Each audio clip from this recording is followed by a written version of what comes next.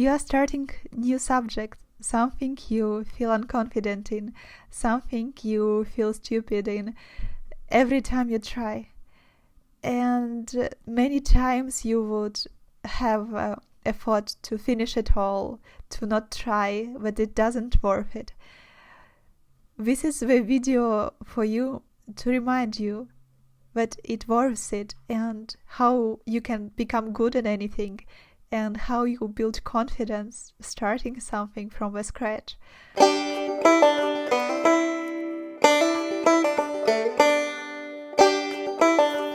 first thing I need to tell you, my dear, don't put yourself in a bucket. Okay, now you are good at something, maybe nothing, but there is a pretty good chance that you are good at something. Let's say you are good at maths. And the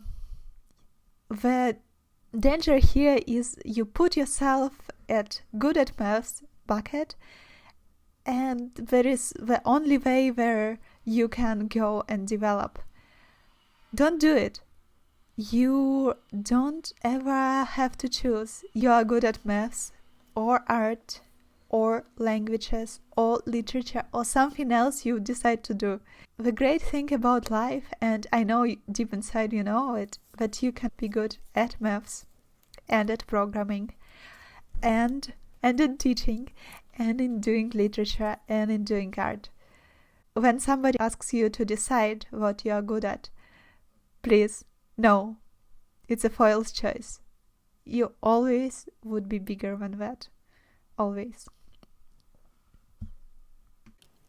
The second, and this is really important, you find a field, you feel fascinated by the field, you like everything about it, and when you come to it and you see it at life, and deep inside yourself you have this hope.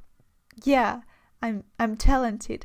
Once I try it, everybody else would be astonished how good I am, and I didn't even get prepared too much, but there is a talent deep inside myself and it would show up.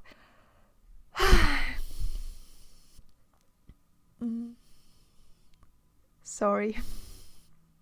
When you tried something you never tried before, the huge chances is you would really suck at that at the first time. You couldn't climb. Couldn't climb a wall. You would run for a really small distance. You wouldn't able to solve a problem, and that's okay. You would suck. But the important thing is to show up and try.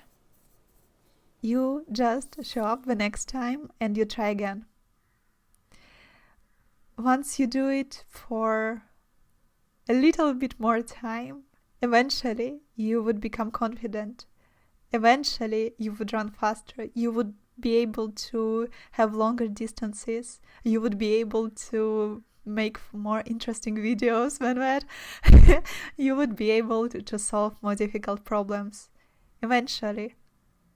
For what you need to do today is just show up again and try. The third thing is, deep inside yourself, you need to believe you can do it. Once I was in my first job at Google, I have an error in the terminal, and I really had no idea how I need to solve it, but I decided to try. So I tried the first idea that came to my mind, and it didn't work. I said, okay, I'm smart enough. I try again. I tried the second idea that came to my mind, and it also didn't work. I've been becoming frustrating. I was wanting to really let it go, but I kept myself for a little bit more, and I tried the third time. Unfortunately, the third time didn't work as well. After that, I started to have a really bad talk. I was like, okay, I don't really know what I'm doing. I have no idea. Possibly all the third ideas I have were just worthless. So I gave up and I get to my advisor and ask him to solve the problem. And I watched him solving it. The thing that surprised me that first time my advisor tried exactly the idea that I had at first. He tried it and he failed. Then he tried the second time and he tried the same idea I had for the second time and he failed as well. I kept watching him and saying like, okay, what he tries next? And he tried the third idea. And the third idea, I know it didn't work as well. And I wanted to say to him that it doesn't make any sense. I couldn't solve it. He couldn't solve it. So let's finish.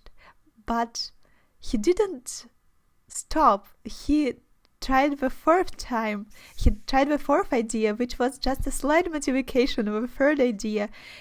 And the fourth idea did work. And he solved it and he shrugged his shoulders like it was not ideal and give it back to me. Solve it. And I was so fascinating. I was so close from the right decision to make. The reason I failed that I just stopped trying. I stopped trying and decided that I'm stupid. And it wasn't worth at all. But solution was very, very close to find. And if I had deep inside myself this confidence that I could find it no matter what, which I have in some fields and don't have in another as you do, you would find it. You would solve it. The last thing I want to share you, when you start something new on a new field, you need to really look up for things which clings with you and which are good for you, and not following some academic schedule or some plan that you should be good at. You know, I'm I used to tell people I'm good at maths, but actually it's like half a lie. I'm really bad in a lot of aspects of maths. I'm bad at counting, could be bad at counting, could not get it right. Counting derivatives actually requires more accuracy than I have. And all those things I find essential. I can do it if I want, but they are not the things that fascinate me. And the things that fascinate me in math and gets me excited, get me closer to deeper sense of universe, if you could say that, are puzzles, are riddles, are questions, logical questions that you need to solve. Solving them, I'm having a lot of fun, and I want to share today also one riddle with you, so you can maybe also find fun solving it. So here is the puzzle for you to solve. Imagine you have a box, and you know in the box there is money, but you don't know how much money is inside. Your first friend comes to you and tells you there is more than 1,000 euros inside. Your second friend comes to you and also tells you that he is sure that there is less than 1,000 euros inside. At the end, your third friend tells you that he is sure that there is at least €1 inside. You come puzzled, you don't know what to think, and suddenly you've been told that only one of your friends is telling the truth, and 2 others are lying. So, the question for you, using logic, is to guess who actually here tells the truth. Give it in the comments, give the answer. What did you try? You can send it, you can hide it and send it just to me to see the answer. But this is something you find fascinating. You read something, you have no idea, and suddenly it pops up in your hand, and you know it.